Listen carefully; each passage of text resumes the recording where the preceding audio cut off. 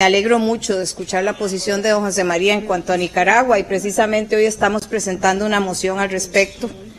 Lo que sí no me alegra tanto es escucharlo hablar de la defensa a ultranza del Poder Judicial cuando ha fallado tantas veces en tantos casos. Y hoy no voy a hacer la lista, pero un día de estos la sacamos.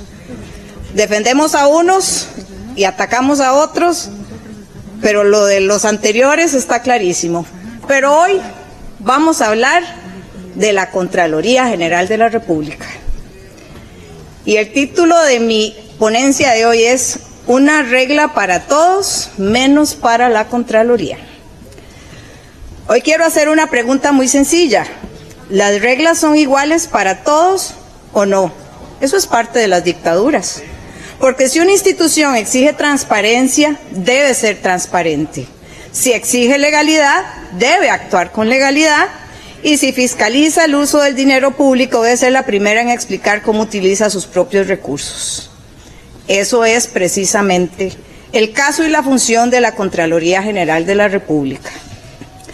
Hace apenas unos días, la Contraloría envió a esta Asamblea Legislativa un criterio negativo sobre el expediente 25.311, un proyecto que busca permitir una cobertura para gastos legales de oficiales de policía que enfrenten procesos judiciales por actuaciones realizadas durante el cumplimiento de su deber.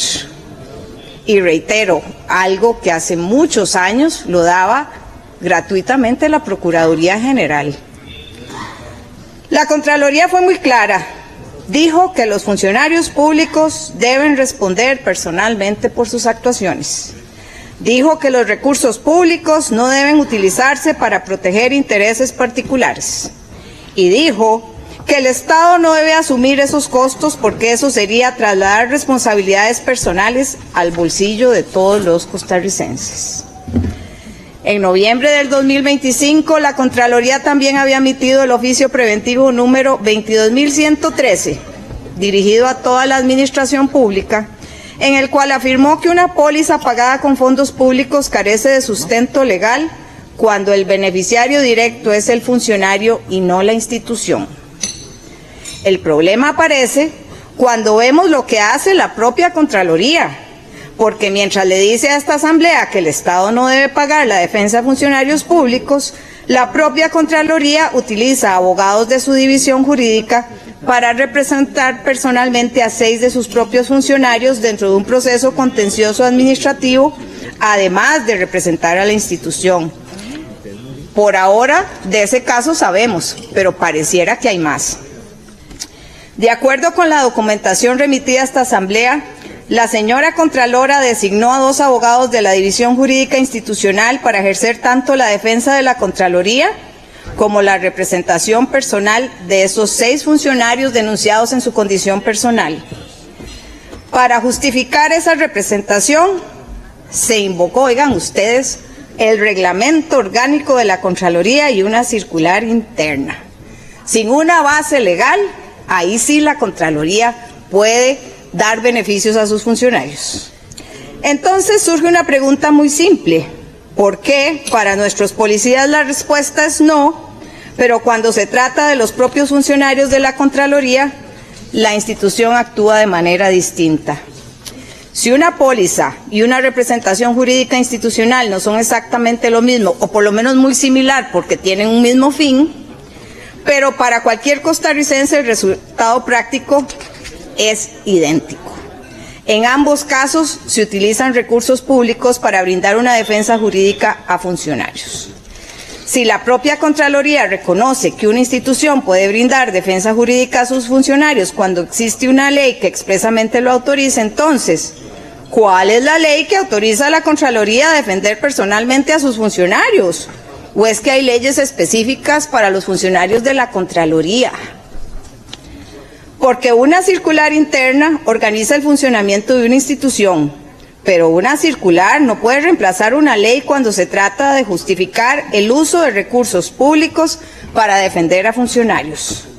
Los costarricenses también merecen saber cuánto le ha costado esa defensa a los costarricenses, cuántas horas de trabajo pagan todos los contribuyentes, quién decidió que esos funcionarios debían recibir esa representación ¿Y qué pasa si mañana un tribunal determina que alguno actuó con responsabilidad personal?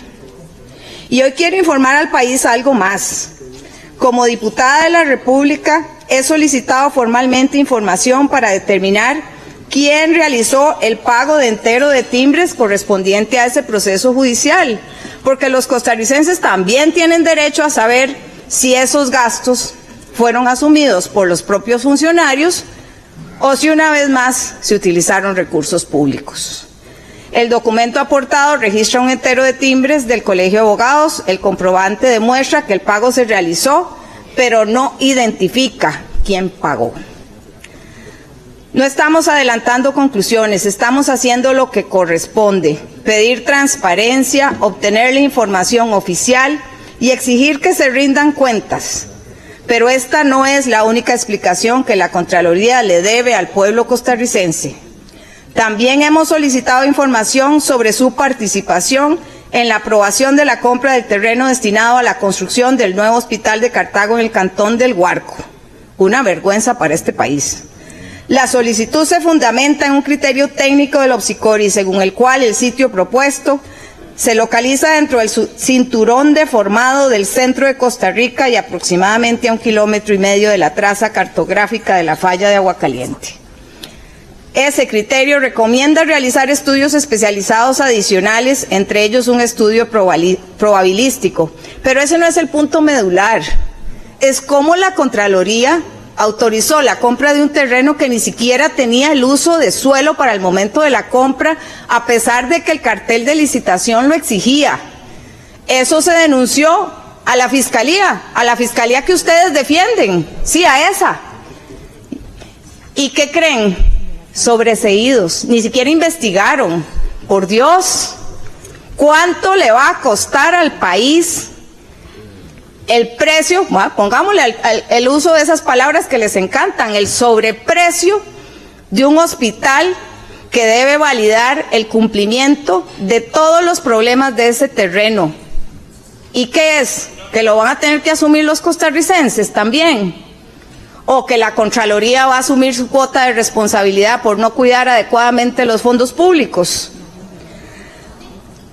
Jamás vamos a decir que el terreno es inviable, porque por supuesto tiene una situación particular. No era el mejor terreno para un hospital, pero lo compraron. Entonces, ¿quién va a asumir esos sobrecostos que va a generar tener una infraestructura hospitalaria que debe ser la más segura siempre que se construya? Yo quiero saber la respuesta a esa pregunta y creo que todos los costarricenses y sobre todo los cartagineses lo merecen. Por eso hemos solicitado a la Contraloría que nos señale qué seguimiento le va a dar a la construcción del hospital de Cartago y cómo le asegura a los cartagineses y finalmente a todo el país, porque cualquiera de nosotros podría utilizar o requerir utilizar esa infraestructura. ¿Cómo asegura que va a ser la más segura, valga la redundancia, en las circunstancias en que queremos y por el costo tan alto que va a tener ese hospital? Porque si se confirma que la compra fue autorizada sin contar con todos los estudios indispensables, y créanme que así fue, no estaríamos ante un simple detalle administrativo. Estaríamos ante una decisión que podría afectar 3 cosas fundamentales: la seguridad de quienes utilizarán el hospital, el costo final de la obra y los recursos públicos que pagamos todos los costarricenses. Para cumplir con el tiempo y no fallar, solo debo decirles que la regla debe ser siempre una sola para todos. Quien exige legalidad debe actuar con legalidad. Quien exige transparencia debe hacer lo mismo. Por eso hoy no solo estamos haciendo preguntas, estamos también solicitando información. Y cierro con una reflexión al mejor estilo de Gustavo Cerati. ¿Será que otro crimen quedará sin resolver? Muchísimas gracias.